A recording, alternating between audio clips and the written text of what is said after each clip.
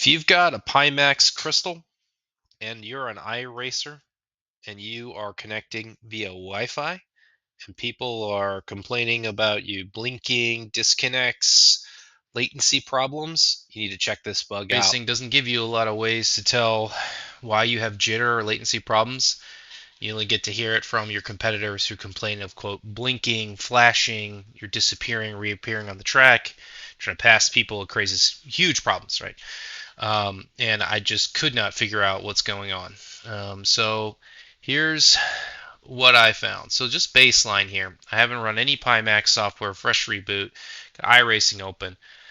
Let's just try pinging. So this is the kind of, if you go to the iRacing FAQ page, this is the software that they recommend, which is Ping Plotter here. So we're pinging the US Boston iRacing site here.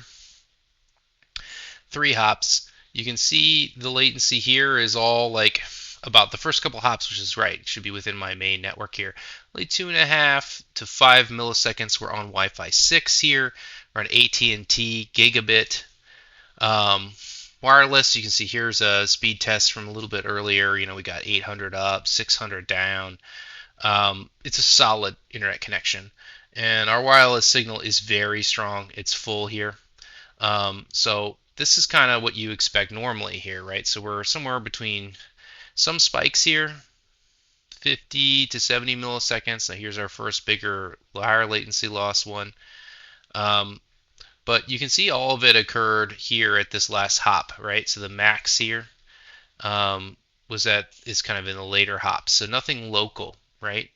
These things are probably external to myself. But what happens when I load the Pimax software, you might ask? So when I load Pimax, and I do not have the headset turned on, and that's just because, well, it doesn't matter. As soon as you load this software, drivers, whatever's going on, I'm not going to pretend to know the details. The issue really gets bad. So you can see immediately here, right? Now we're in the red, and we're getting spikes of 300, 350 milliseconds. And what's also really interesting is you can see that's happening even on the first hop now, 260 milliseconds, where we used to be between 1.5 to 2. And now it's gone away. And this is part of, I think, what made it really hard to diagnose is that it's not super consistent, but it's pretty bad, right? Like, so this in this zone, this red zone here, this is where you'd be blinking off the map.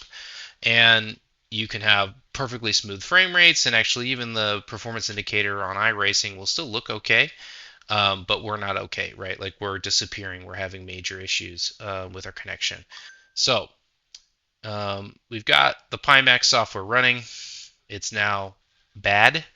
So let's try this workaround that I found on the internet. We'll go to services, and we will reset the wireless LAN AutoConfig service. So we'll do that now. Now it should really drop here. So full packet loss, right? Because we're restarting the physical hardware.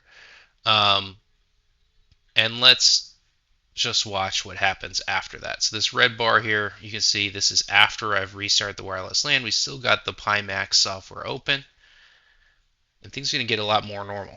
Now, you know, obviously a lot of people say, well, you got to use Ethernet. Ethernet is better. Not everyone can use Ethernet, and there's really no technical reason why modern Wi-Fi 6, right, capable of 800 megabit, low latency connections, right, 2.5 millisecond pings to my router,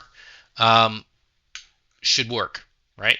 And you can see now that we're back in the green here. This is kind of normal jitter for Wi-Fi, acceptable range. We're not disappearing again, and the only thing we did was we restarted this service after the Pimax software. And I just couldn't tell you what the root cause is, but I can say that it took me a very long time to figure out this problem, and Pimax needs to figure out what is going on, why it's not playing nice.